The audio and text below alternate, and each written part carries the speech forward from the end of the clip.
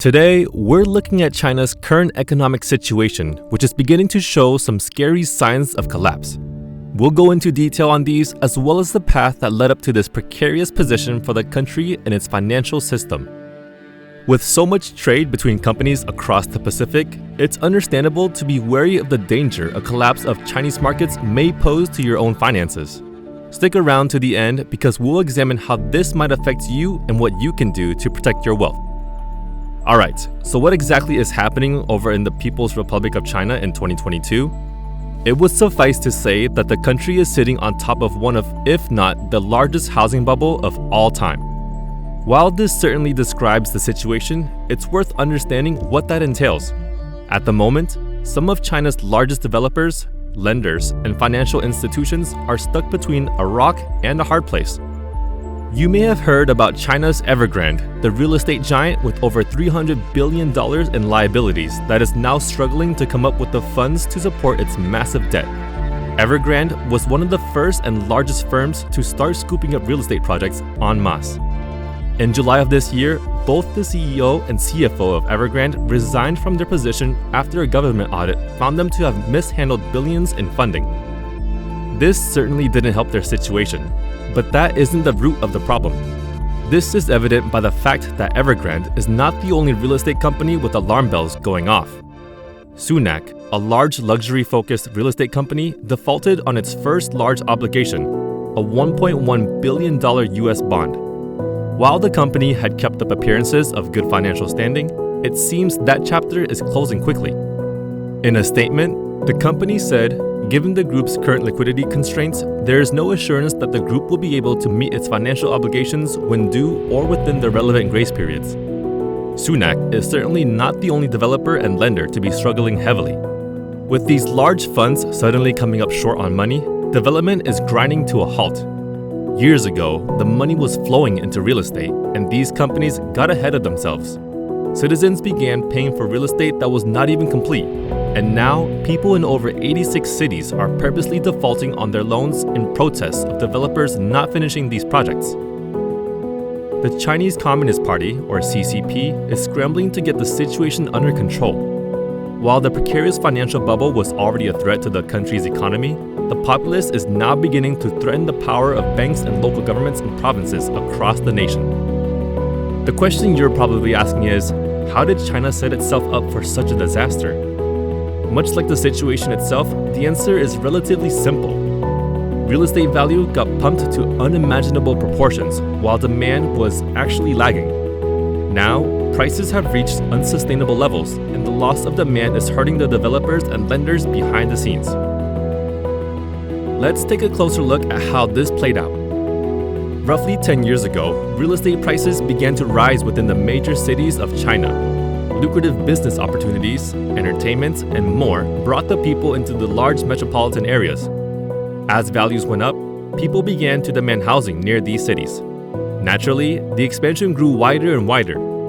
At a certain point, prices began to rise so fast that both individuals and companies were taking out loans and paying ahead of time on buildings that weren't even developed yet. That's how lucrative properties were becoming. With the value of homes rising and no signs of stopping, everyone and their dog doubled down on real estate. Last year, it was estimated that somewhere around 70 to 80% of Chinese savings were tied up in real estate. That's more than double that of American savings, significantly so. People were buying real estate that they never planned to use, only looking to sell for a higher price that they expected to come. Similarly, developers were taking out loans and constructing buildings that they hadn't even sold yet. If you have even a decent grasp of how money works, you can understand how this might end in disaster. After all, demand can't go up forever. Of course, no one knew when prices would peak, but it certainly came sooner than anyone thought. Now, real estate companies across China are scrambling to find ways to cover incredible amounts of debt that is tied up in buildings that will never be sold. Similarly, retail investors are struggling. Some bought many properties that are now plunging in value, leaving them with unexpected debt. Others paid developers to construct houses for them, which now are left halfway constructed due to lack of funding. These people too are saddled with unexpected debt. All of this is causing the population of China to rein in their spending as fears of the economy begin to spread. This is only causing further damage to the financial state of the country.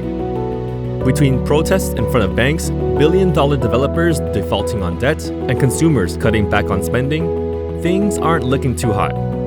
Before we talk about how this could affect you, let's talk about an issue we're facing. It's well known that China utilizes bots online to dislike and downvote content that is critical of the CCP. Besides giving us support via likes, you clicking that button also helps us fight to get on top of the algorithm. Thanks so much! If you're interested in super bubbles like this one, I highly recommend checking out our video of Jeremy Grantham and his advice for the super bubble building below us here at home. So, with the ticking time bomb sitting on the other side of the Pacific, what danger does this put you and your finances in? China has many trade ties with the United States. A loss of supply or demand of any key commodities could spell trouble for us overseas. Likewise, any lenders from the US that have money tied up in Chinese debt are going to have a tough time recouping those losses. Of course, if you have investments in Chinese stocks, those are certainly in peril. A major collapse of the Chinese economy may or may not cause a domino effect and topple other economies. In the very least, the ripple effect will be felt in nearly every major country across the world. A slight increase in commodity prices and financial strain on any country depending on China's exports and imports. In the wake of such a crash, what could you do to protect your money? This is a unique situation and not one that you're likely to face often. The key to protecting yourself from a Chinese market crash is picking and choosing what assets of currencies of yours will be hit the hardest. Here are a few things to keep in mind as you watch the situation overseas. The first and most obvious step is to be incredibly wary of investing in any stock from companies based in China. Just because a Chinese company is listed on an American stock market does not mean that it isn't susceptible to troubles back in China. If anything, it is even more dangerous. Many Chinese stocks have been delisted over the past few months due to financial troubles. One other tip is to be careful when you invest in American companies too. Some are owned by Chinese companies, or at the very least, must do whatever the CCP says so they can continue operating in China. There are a wide range of repercussions that these companies may experience secondhand through their Chinese holder companies. If the China situation becomes the worst case scenario, that is, a complete market crash, you should be prepared.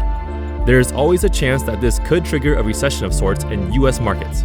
Because of this, make sure you are investing in assets that are safer during tough economic times.